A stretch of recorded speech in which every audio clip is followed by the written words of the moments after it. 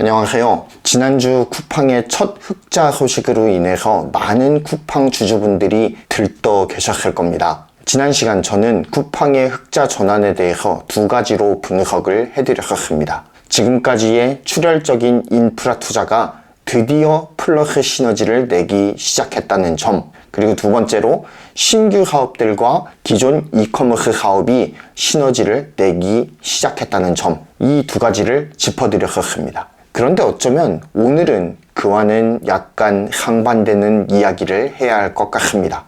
쿠팡이 만약 장밋빛의 연속일 수는 없을 것 같다라는 약간은 부정적인 전망을 할 수밖에 없는 상황이기 때문입니다.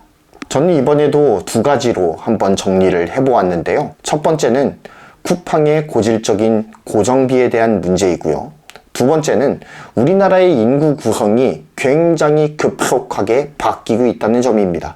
그리고 쿠팡은 우리나라 한정 기업이라는 한계를 가지고 있다는 점도 함께 짚어드리겠습니다. 자, 이 두 이슈에 대해서 좀 더 자세하게 살펴보겠습니다. 일단 첫 번째, 고질적인 쿠팡의 고정비에 대해서 좀 더 깊게 이야기를 해보고자 합니다.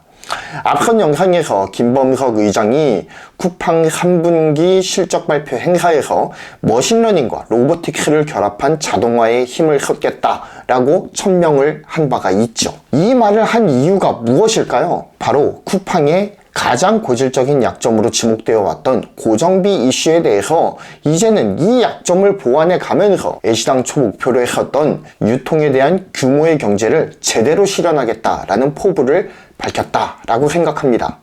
하지만 저는 이 김범석 의장의 자동화 강화 발언에 대해서 깊은 회의를 가질 수밖에 없다는 생각이 들어요. 왜냐면 이제까지 김범석 의장과 쿠팡이 걸어온 길이 물류센터에 집중적으로 투자를 하면서 주요 거점에 대규모의 물류센터를 세우고 이러한 급격한 사업 확장과 함께 내세웠던 가치가 있습니다. 그것이 무엇일까요? 두 글자입니다. 바로 상생이에요. 우리나라에서 기업이 상생의 가치를 실현하는 가장 보편적이고 쉬운 방법은 무엇일까요? 바로 일자리 창출입니다. 쿠팡의 IR 자료를 살펴보았을 때 가장 중요하게 부각하는 가치가 무엇이었을까요? 바로 물류센터 투자 현황과 이로 인해서 몇 개의 일자리가 신규로 창출되었는가를 굉장히 강조해서 보여주고 있는 모습을 굉장히 여러 지점에서 발견할 수가 있습니다. 즉, 쿠팡의 고질적인 고정비의 뒤에는 일자리 창출이라고 하는 정부의 목표가 맞닿아 있다는 데 문제가 있어요. 하지만 상생의 여러 가지 방법 중 고정비가 크게 지출되는 이 일자리 창출이라는 방법을 택한 것이 쿠팡에게는 굉장히 큰 도구로 작용하고 있는 중이다 라고 분석을 할 수가 있겠습니다. 쿠팡의 지출 항목 중 가장 큰 비중을 차지하는 것은 매출 원가예요. 이 쿠팡의 매출 원가에는 상품 매입비와 물류비가 포함되어 있습니다. 쿠팡은 기본적으로 아마존이 채택했었던 풀필먼트 물류를 추구하고 있어요. 따라서 대규모의 물류센터를 짓고 거기에 미리 매입해놓은 상품을 비축해놓은 뒤에 주문이 들어오면 순차적으로 불출하는 방식으로 물류센터를 운영하고 있죠. 그런데 한번 다음의 표를 한번 보시기 바랍니다. 다음의 표를 보시면 아마존과 쿠팡의 가장 큰 차이를 한눈에 확인하실 수가 있어요. 뭐냐면 아마존이 거의 대부분의 물류에서 로보틱스를 적극적으로 활용함을 통해 물류에 투입되는 인력 소요를 획기적으로 줄였다는 거예요. 이를 통해서 고정비의 지출을 효과적으로 줄여나간 것이 바로 아마존이 성공한 비결이에요. 아마존이 주로 어디에 투자했느냐? 물론 대규모 유통센터를 확충하는 데에도 많은 돈을 투자했지만 그 유통센터를 자동화하는 데에 굉장히 많은 돈을 투자를 했다고요. 그리고 그 결실을 지금 거둬들이고 있는 중이죠. 하지만 쿠팡은 아마존이 자동화를 이루었던 그 많은 물류의 단계들을 거의 대부분 인력으로 대체하고 있습니다. 그리고 이러한 기형적인 수동 물류는 쿠팡의 고정비 상승의 주된 원인으로 작용하고 있죠. 이런 내막을 알고 나면 왜 김범석 의장이 3분기 실적 컨퍼런스 콜에서 자동화에 대한 포부를 드러냈는지가 명확하게 드러나죠. 즉, 쿠팡이 현 상황에서 적자를 벗어나서 흑자 기조로 추세를 전환하기 위해선 매출 원가가 획기적으로 떨어져야 되거든요. 그런데 아까 보았던 표에서 매출 원가도 그렇고 판공비도 그렇고 평행선을 그리고 있습니다. 아직까지는 드라마틱하게 떨어지는 모습을 보여주고 있지 못하다는 점이 쿠팡이 지금 처해 있는 현실을 말해주고 있다라고 보여집니다. 대규모 물류센터에 대한 자동화가 상당 부분 진척되지 않는다면 쿠팡은 현재의 출혈적인 비용 지출 구조를 벗어나지 못하게 될 겁니다. 그리고 언제 다시 적자로 돌아서도 이상하지 않은 상황이 연출될 거예요.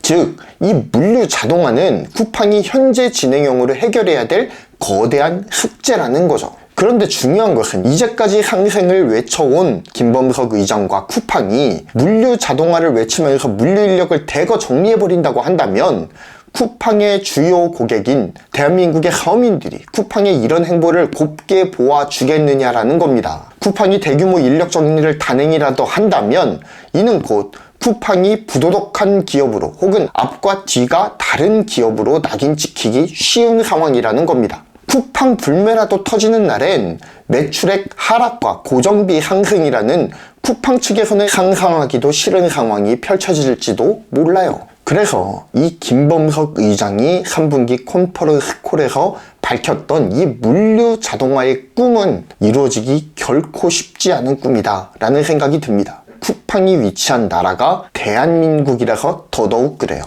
혹시나 쿠팡이 아마존의 경쟁자로서 미국에 존재했다면 이 고정비에 대한 해결이 의외로 쉽게 해결됐을 수도 있습니다. 그만큼 미국은 고용과 해고가 자유로운 나라니까요. 하지만 대한민국은 그렇지 않죠. 지금 갖고 있는 고정비를 그대로 떠안으면서도 물류 자동화를 실현해야 하는 그런 어려운 숙제가 쿠팡에게 얹어져 있는 겁니다.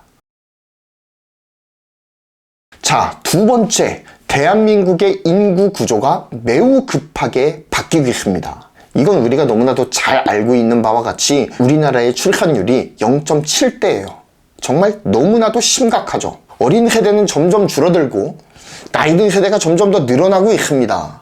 다음 그래프를 보시면요. 현재 대한민국 사람들이 소셜미디어와 이커머스 앱 중 가장 많이 사용하는 앱의 순위를 그린 그래프예요. 쿠팡은 소셜 커머스 그리고 이커머스 분야에서 압도적인 1등 쇼핑 앱이에요. 그리고 이러한 커머스 앱을 주로 활용하는 연령대는 어디일까요? 30대, 40대. 즉, 절정의 구매력을 갖춘 젊은 연령대가 주로 이 쇼핑 앱을 적극적으로 사용하는 연령대입니다. 또 다음 그래프를 보시죠. 이 그래프는 쇼핑 앱을 어느 연령대에서 가장 많이 사용하는가를 보여주는 그래프예요. 남성, 여성 가릴 것 없이 30대와 40대가 매우 두텁다는 것을 보여주죠.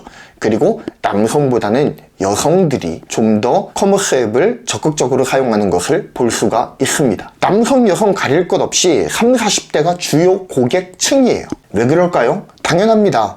일을 하고 있는 주요 소득 세대라고 하는 겁니다. 근로소득 세대 30, 40대가 가장 적극적으로 쇼핑 앱을 활용하는 거죠. 그런데 중요한 것은요, 우리나라가 매우 빠른 속도로 초고령 사회로 진입하고 있다는 점입니다. 물론 지금 매우 적극적으로 쇼핑 앱을 활용하는 30, 40대가 나이를 들어서 5, 60대가 되면 그 적극성이 어디로 가겠냐? 라고 하는 반론을 제기하실 분들도 계실 거라고 생각합니다. 그런데 자세히 살펴보면요, 30, 40대가 어느 세대라고 그랬죠? 구매력이 가장 왕성한 세대예요. 왜 그렇습니까? 근로를 해서 소득을 발생시킬 수 있는 그런 세대이기 때문입니다. 반면 50대, 60대로 넘어가면 어떻게 되죠? 은퇴를 합니다. 퇴직금으로 이제 노후를 준비해야 되는 상황이 오게 되죠. 그렇게 되면 어떻게 되죠? 자연스럽게 소비가 줄어들게 된다는 겁니다. 보수적인 소비를 하게 돼요. 웬만하면 쓰던 것을 계속 쓰고요. 신규 구매가 현저하게 줄어듭니다. 왜일까요? 근로소득이 없기 때문에, 소득이 줄어들기 때문에 그렇습니다. 우리나라는 특히나 노인 빈곤 문제가 굉장히 심각하게 대두되고 있지 않습니까? 국민연금만으로는 살아갈 수 없는 세대가 바로 노년 세대예요. 지금 멋 모르고 소셜 커머스에서 마구 질러대는 30, 40대가 5, 60대 중년으로 넘어가고 60, 70대 노년으로 넘어가게 되면 구매력이 현저하게 떨어진다라는 겁니다. 쿠팡과 같은 소셜 커머스 업체는 새로운 젊은 층을 잡기 위해서 당연히 노력을 하겠죠.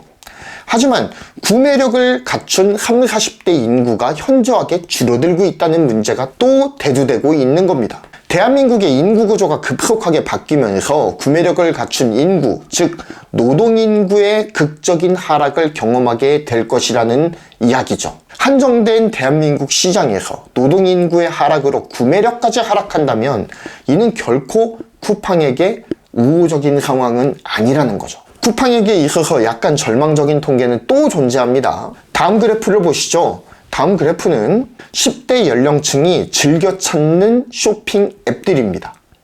역시 10대에서도 쿠팡이 굉장히 높은 퍼센테이지를 차지하고 있는 것은 사실입니다.